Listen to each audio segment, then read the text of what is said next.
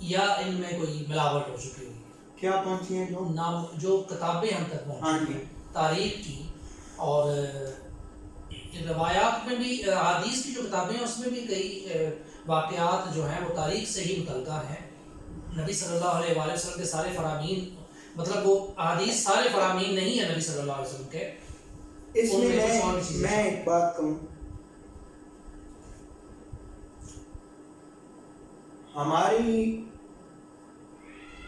پاس جو کچھ مرضی پہنچا ہو، قطع نظر اس کے کہ اس کے راوی ایسے ہیں یا ویسے ہیں یا فلاں راوی پر جرح ہے، یہ اس سے قطع نظر، صحابہ تاریخی شخصیات نہیں ہیں، صحابہ قرآنی شخصیات ہیں. ہم نے انہیں تاریخ کے کھاتے میں ڈالا کیوں؟ اگر ڈالنا جائز ہوتا تو ائمہ رجال نے کسی کو نہیں چھوڑا، ہر پر جرح کی ہے، صحابہ پر بھی کرتے. کسی نے پوچھا کیوں نہیں جرح کرتے صحابی پر، انہوں نے کہا یہ قرآن کے لوگ ہیں، یہ تاریخ کے لوگ ہی نہیں، ہم نے انہیں تاریخ کی شخصیات بنا دیا. اچھا یہ بات بھی ملتی ہے، صحابہ قرآنی شخصیات، یہ تو ہے.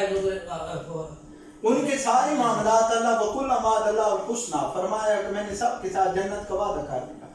فتح مکہ سے پہلے آئے یا بعد میں آئے.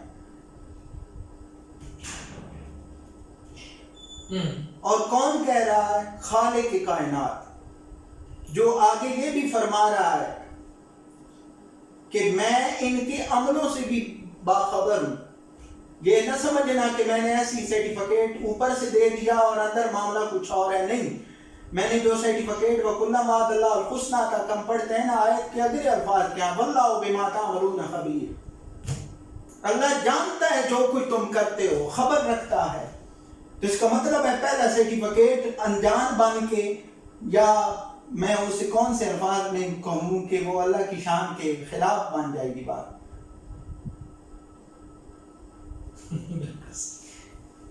ٹھیک.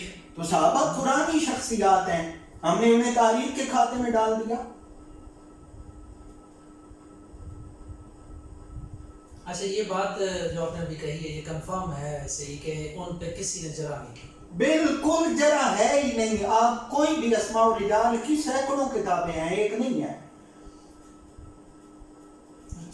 جن کتابوں کے ذریعہ میں راویوں کے حالات ملتے ہیں، آپ کوئی کتاب اٹھا لیں. امام بخاری جو زیادہ کرتے ہیں، امام بخاری کی تاریخ الکبیر کس موضوع پر ہے؟ اسماء و رجال کے موضوع پر ہے. دیکھ لیں کہ کسی صحابی پر جرح کی ہو. امام ابن سعد امام بخاری سے پہلے فوت ہوئے 230 میں، طبقات ابن سعد لکھی ہے صحابی پر جرح نہیں کی، ورنہ وہ لکھتے ہیں خود فلاں سکہ تھا، فلاں ایسا تھا، فلاں ایسا تھا. تو سوچنے کی بات ہے کہ اسماء و رجال نے کسی کو بھی نہیں چھوڑا.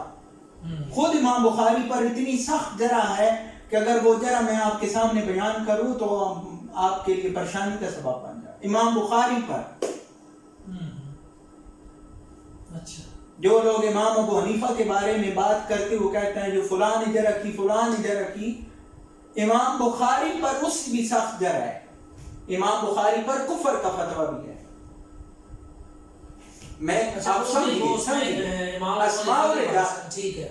اسماء و رجال میں مطلب کہنے کا یہ ہے کسی کو نہیں چھوڑا، لیکن صحابہ پر جرح نہیں کی. تو سوال تو بنتا ہے نا کہ یار تم نے کسی کو نہیں چھوڑا. اور مزے کی بات ہے رضی معاویہ پر بھی اسماء و رجال کے اماموں نے جرح نہیں کی. جرح کیا ہوتی ہے؟ کہ جس میں راوی کے بارے میں یہ فیصلہ دیا جاتا ہے کہ یہ جھوٹ ہے، یہ کذاب ہے، یہ وضاع ہے، گھڑنے والا ہے، یہ سکہ ہے، یہ غیر سکہ ہے. صحابہ کے بارے میں کیا فیصلہ ہے پوری امت کا؟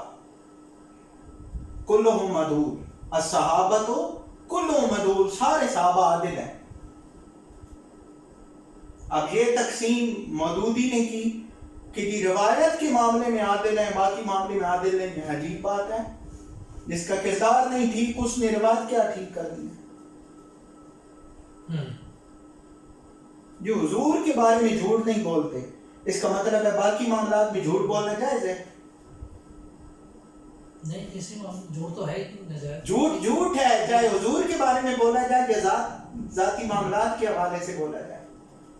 اللہ لعنت اللہ علی الکاذبین، یہاں اللہ نے کوئی تفریق کی ہے کہ وہ والا جھوٹ تو ٹھیک ہے اور وہ والا لو درجے کا ہے اور وہ والا ایسا ہے، نہیں. جھوٹوں پر اللہ کی لعنت. جب اتنی واضح بات آ گئی تو پھر اور وہ حدیث بھی پھر اس کو سپورٹ ہی کرتی ہے کہ نبی صلی اللہ علیہ وآلہ وسلم نے جو کہا کہ مجھ پر جس نے جھوٹ باندھا، اوبویسلی جب وہ اتنا بڑا جھوٹ ہو جائے گا تو اس کا حشر کیا وہی بنتا ہے جو کہا گیا. ٹھیک ہے، صحابہ قرآنی شخصیات ہیں، بس جو بنے اس کو سمجھ لے. بہت سادی ایک نظر آتی ہے اس میں. ٹھیک ہے سر، آپ نے جزاک اللہ خیر سر، بہت جو ہے نا وہ بہتر گفتگو ہوئی ہے اور کئی چیزیں جو ہیں وہ سامنے آئی ہیں نئی. چلیں اللہ تعالیٰ مزید کوئی وقت ایسا لے کر آئے کہ اور گفتگو ہم کر سکیں. باقی وقت کی جو تنگی ہے وہ تو عقائد کے حوالے سے جی عقائد کے حوالے سے میرا موقف یہ ہے، اور ہمیں اپنے اساتذہ نے یہ سکھایا کہ احتیاط کرنی چاہیے. جہاں تک معاملہ ہے کہ کچھ چیزیں بندے کو نہیں سمجھ آتی، انہیں سمجھنے کی کوشش کرنی چاہیے. ایک طرف ہے شریعت کا یہ حکم کہ حضور علیہ السلام کی حدیث پاک ہے کہ جس نے کسی کو کافر کہا، اگر وہ کافر نہیں تھا تو وہ کفر لوٹ کے کہنے والے کی طرف آئے گا. یہی معاملہ ہے شرک کا. ہم نے شرک اور کفر کو بھی اتنا ہی دور ایک دوسرے سے کر دیا کہ ہم یہ سمجھتے ہیں کہ شاید شرک کوئی ہولی شے ہے اور کفر باری شے ہے، حالانکہ کفر ہولی شے ہے اور شرک باری شے ہے. کئی باتیں کفر ہوتی ہیں لیکن بندہ ان سے مشرک نہیں بنتا. کفر کا مطلب انکار ہے. تو کئی چیزوں کا انکار بندہ کرتا ہے لیکن کافر نہیں ہوتا. جبکہ شرک جو ہے ان اللہ لا یغفر ان یشرک بہ ویغفر ما دون ذلک لمن یشاء، اللہ نے واضح کر دیا ہر گناہ بخش دوں گا لیکن اس معاملے میں کوئی معافی نہیں. جسے اللہ نے بارہ رکھا ہم نے اسے اولا کر دیا، جسے اللہ نے اولا کیا اسے ہم نے بارہ رکھا. اس لیے احتیاط کی ضرورت ہے کہ کسی کے بارے میں آپ کوئی بھی نظریہ قائم کریں، کوشش کریں، جب وہ مسلمان ہے، دعوے دار ہے کہ میں مسلمان ہوں، تو پھر آپ اس سے پوچھیں.